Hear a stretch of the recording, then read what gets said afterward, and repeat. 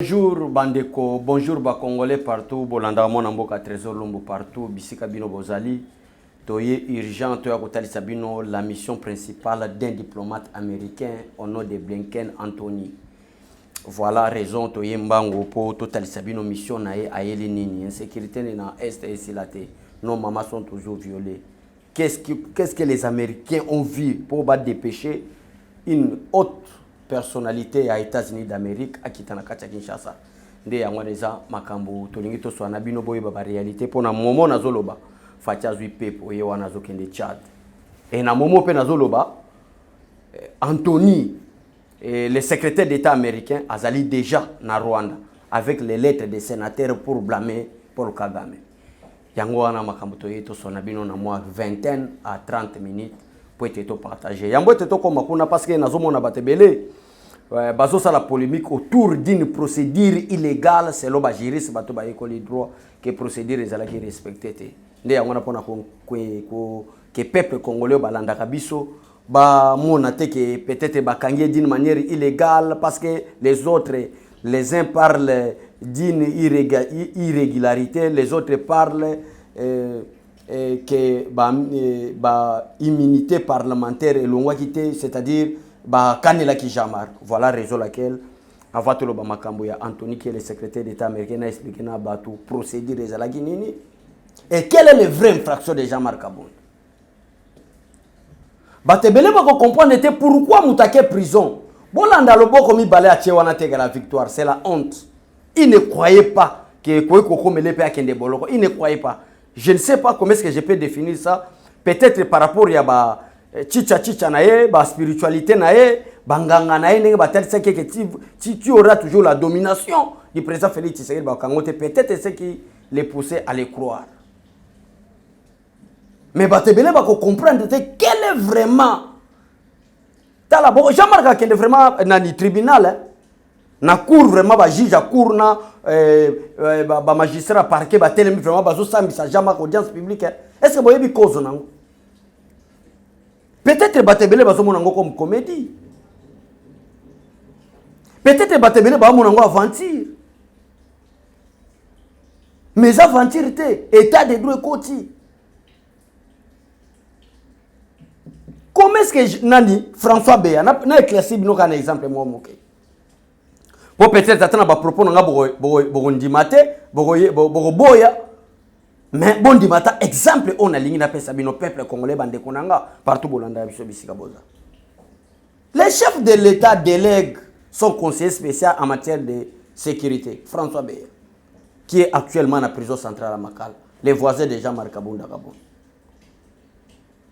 A sali déclaration oyo biso peuple to sepela ki na déclaration oyo François Beya salakate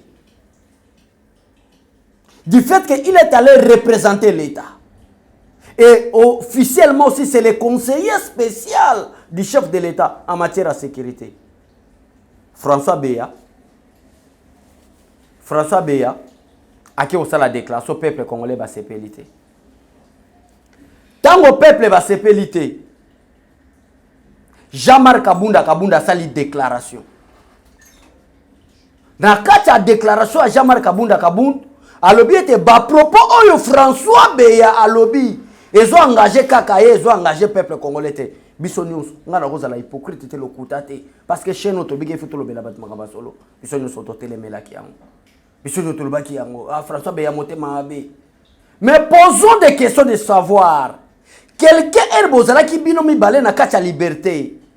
Quelqu'un est bozala ki bino mi balé na liberté totale na kacha ba fonction ba haute fonction. Bozala ki kolobanate bozo yo kanate. Qu'est-ce qui a poussé Jean-Marc Kabunda à Kabund dès qu'il a commis la prison Makala a kende ko luka kaka a salié François Beya. Nazo banda bino kana exemple. Parce que dès que tu fani na vie normale, bazala ki ko coopérer. Azako sentir François Beya te. Azako bengi un kabiliste de sang. Mais elle a commis na Makala. Alors cherchez-moi François Beya, je vais le saluer. Est-ce que vous comprenez? Est-ce que banaliste politique bazala na kati yoka base baso balandi analyse wana? Mutu o bino bozako solo na été.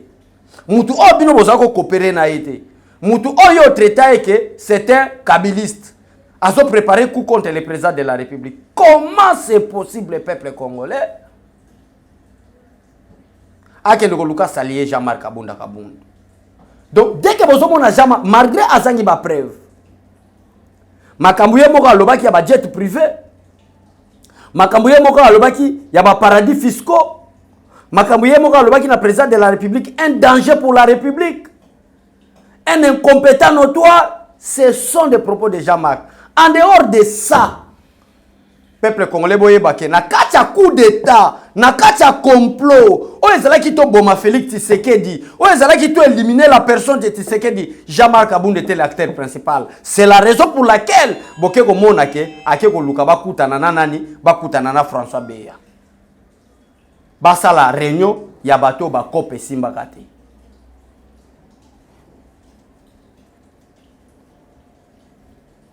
Yango wana to kutana na François Beya, to solo la complot, to linga to boma Félix Tshisekedi. Donc na kacha mama na complot, na kacha likita o banganga ba satan, ba sangana ki. Comment est-ce que to koko boma mwana mboka Félix Antoine Tshisekedi Tshilombo. Jean-Marc Kabunda était l'acteur principal.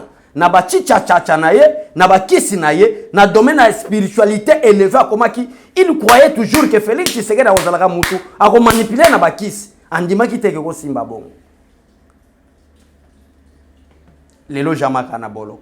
Donc, peuple congolais, si vous en doutez encore, croyez à votre communicateur Trésor Lumbu, que Jean-Marc Kabunda était l'acteur principal du complot pour un coup d'État monté contre le président de la République. C'est la raison pour laquelle François Beya est dessus dans le comportement de Jean-Marc Kabunda Sangi Banda, Baeba qui est au Koganate, tant que vous l'oukaye, pour être s'allier François Beya Boy. Pour na bato bazako loba makambo etali procédure nazomo na bato basala ba débat totanga article 107 ya constitution totanga alinéa 1 na alinéa 2 procureur asenga ki te balongola Jean-Marc Kabunda ba immunité parlementaire mais procureur asenga ki des éléments na bureau ya Assemblée nationale ba fongola poursuite judiciaire na mise en accusation yango na kisa qui a été fait. Et quand on parle des immunités parlementaires peuple congolais bande ko partout bozolandanga ba tretakango na ba député selon la constitution congolaise. Néanmoins cause à la Rwandais, aux à la Ougandais, au Burundi. Mais sur les Congolais, nous devons réglementer conformément à notre constitution de la République démocratique du Congo. Bon, il y avait un député ici, à Kinshasa, à traiter qui président Félix Tshisekedi na ba propos moko et ça là qui baisse na ba réseaux sociaux.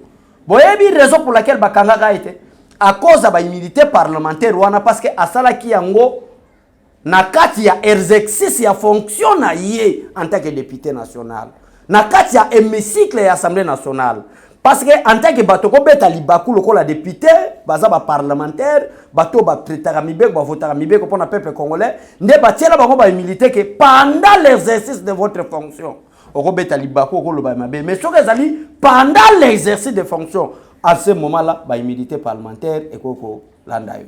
Mais ce que c'est libanda ya hémicycle, libanda ya ba fonction na yo, wana to okene na constitution article 107 de la constitution alinéa D. Alinéa D ya 100 article parce que na alinéa 1 peuple congolais et lobeli makamba ba immunité parlementaire. Yango na meki ko expliquer peuple congolais. Na ba immunité parlementaire soki député Salimabe pendant exercice ya fonction na ye en tant qu'élu du peuple na kati hémicycle ya Assemblée nationale. À ce moment-là, il peut être couvert par des immunités parlementaires. À l'exemple, un député du MLC qui avait taxé le président de la République n'a pas propos tout, qui était une infraction, mais boya qui consala la poursuite judiciaire conformément à la Constitution, parce que à l'oba qui a un libanda un parti politique na bangote, mais à l'oba pendant l'exercice de ses fonctions en tant que député national. On a première notion, il faut peuple congolais baïba. Exemple en Rwanda. Mais il y a Jean-Marc Kabunda, le député MLC Wanate.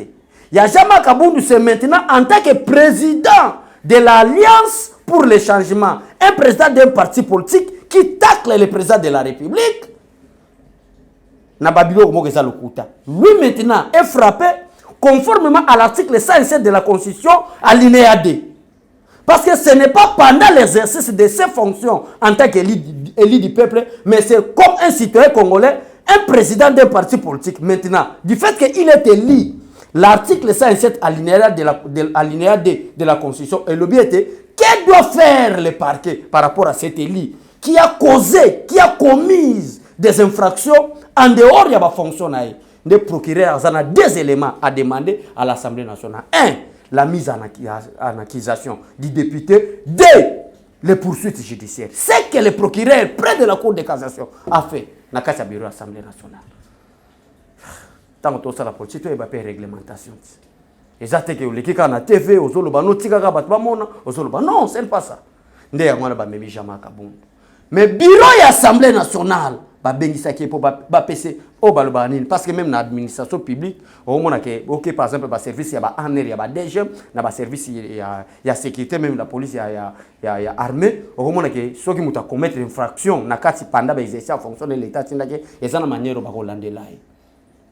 Mais ceux qui ont une bande à fonctionner, ils ont balolengé. Au moins que par qui a comme invitation ou convocation, dans le cadre de service nae, service ba ko bengi sa mutu, pour bailler ba mutu, dernière version nae, ezanini, pour ba répondre peut procurer par rapport au service na bango ba yoki. C'est que l'Assemblée nationale l'inga sala pona jama, c'est toujours un homme orgueilleux. Nde yangwana ke na prison ya makala. Wana ezaki pona le bateau baza procédure. Mais en réalité, beaucoup de la surprise aux anabinois. Beaucoup de la surprise, bon, que dossier à Jean-Marc Aboun. Ce n'est plus Makambouya, manque à preuve, parce que la preuve qui est condamnable. Mais beaucoup que c'est l'acteur principal du coup d'État. Oyo, le porte-parole du président de la République, à l'équipe à RTNC, à l'objet Makam François Béalinga Kassal. C'est Jean-Marc Aboun qui était l'acteur principal. Ndé Yamana qui est François Béa, Kopessimité François Béa Siliki. Voilà le premier élément que nous avons partagé dans le Biso. Balanda Biso partout, c'est pour moi, Mboka Trésor Lumbo. Tu as posté sur news ya Mboka. Pour Mboka na Biso qui est de l'évolution de Yangwana Total Sibino. On est la première partie pour clôturer le débat. Makamonyo Cécile.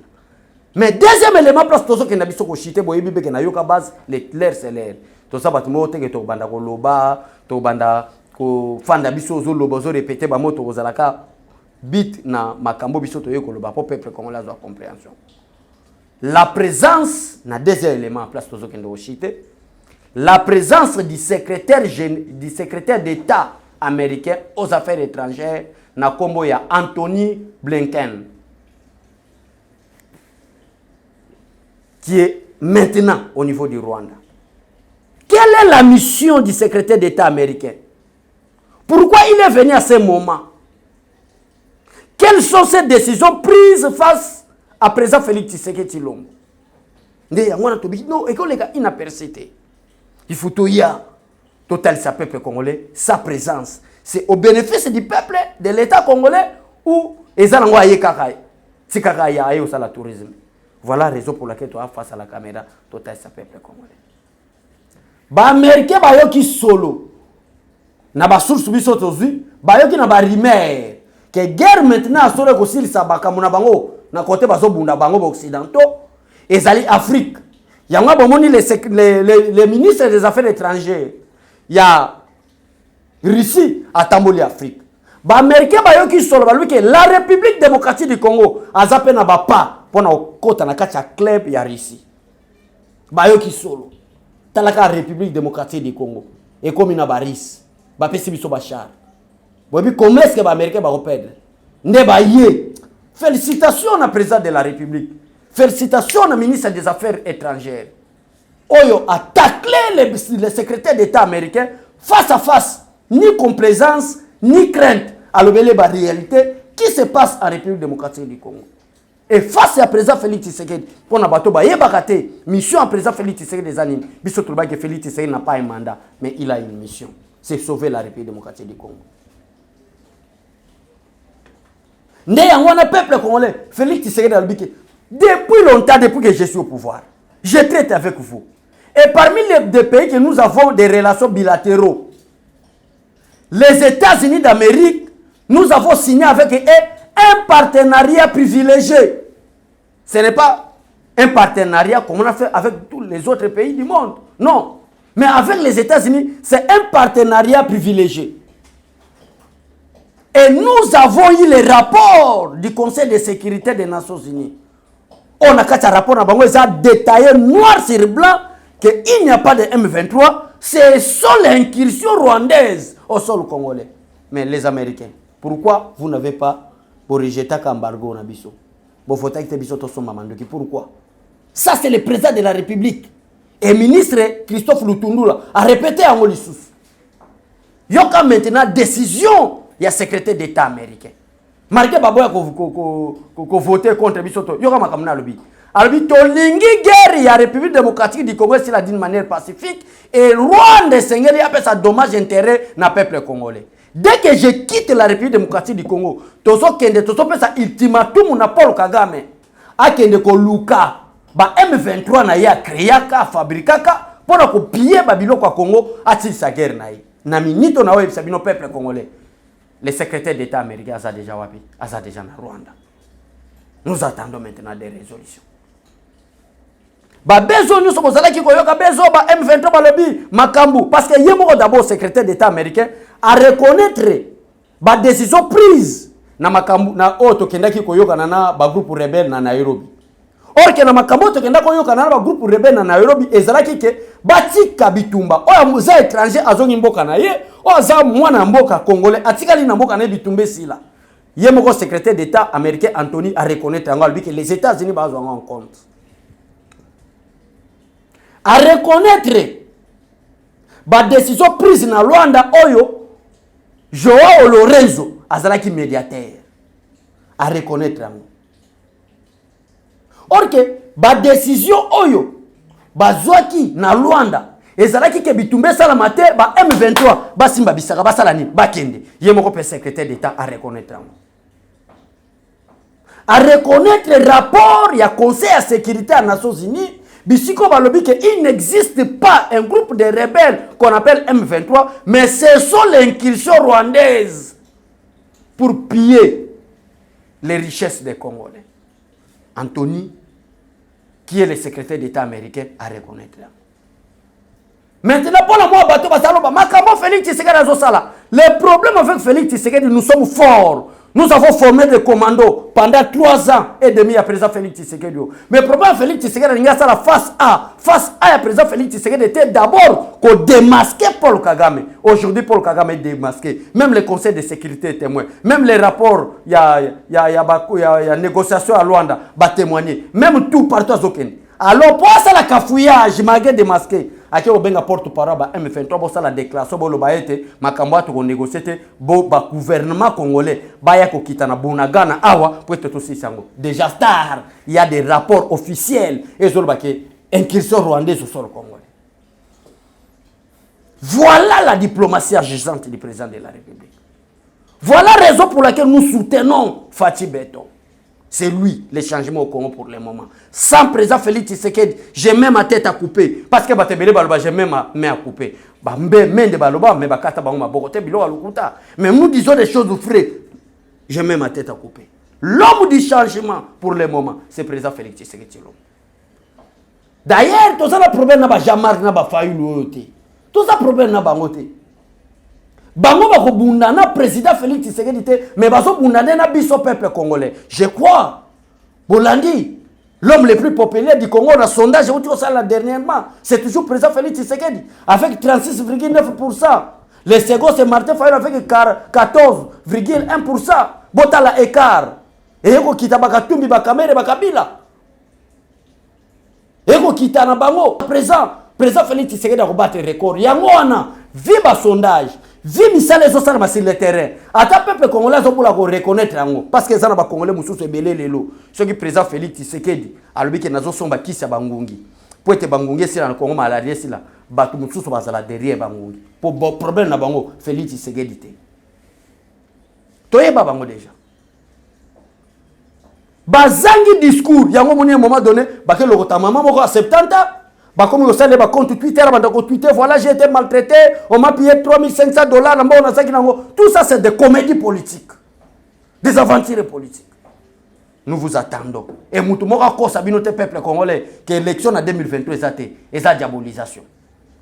Soki na lobi na zonga na début place na bandaki émission na coup d'état Jean-Marc Kabunda za préparé. Na sortie médiatique ratée à Jean-Marc Kabunda le 18 juillet. Aloba Guinée.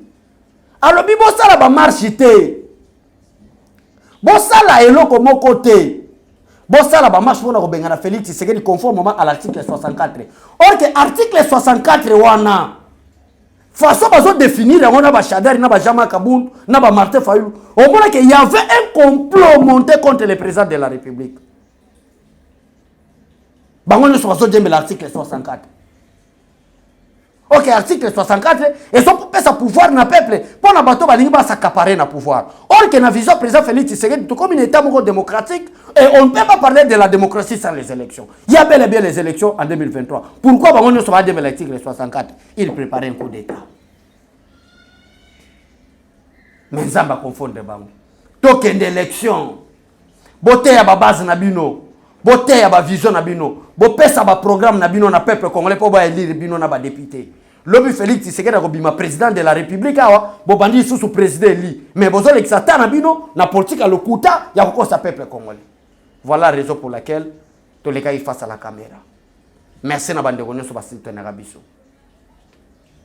Merci na peuple congolais. C'est tout bateau va bénir Nabalbi. Moi, n'a pas trésor le Jean-Marc Kabunda. Il s'est préparé. L'infraction n'est pas celle-là. L'imputation diffamatoire, non. L'infraction, il est dans le complice pour monter un coup d'état contre le président de la République. Attendez, avant ça seulement, vous allez comprendre de quoi Abécho le monde n'a pas trésor le parle. Namu abatu mususu mona zote manu aza attaquer président Félix Tshisekedi tel dans domaine même à santé ana ngote mais to boya kolobela ko mono parce que to ko fulo pamba to écarter hôtel mutu mususu alba Félix hôtel ba Mike Mukebai bon Aris to mona lobi merci na peuple congolais merci bande ko nyoso ba sepela na mwana mboka trésor lumbu émission bo Holanda sur na page na biso trésor lumbu na Facebook botika la malamu à bientôt parce que la fatigue là au bino besoin négliger minute azana Tchad. L'exemple africain, Félix Antoine Tshisekedi. L'exemple africain, en Tchad, tous allez retourner. Qui vivra verra. Que Dieu bénisse la République démocratique du Congo. Que Dieu bénisse plus de 38 000 abonnés à Yoka Base TV. Que Dieu bénisse les Congos et les Congolais. Au revoir et à tout à l'heure.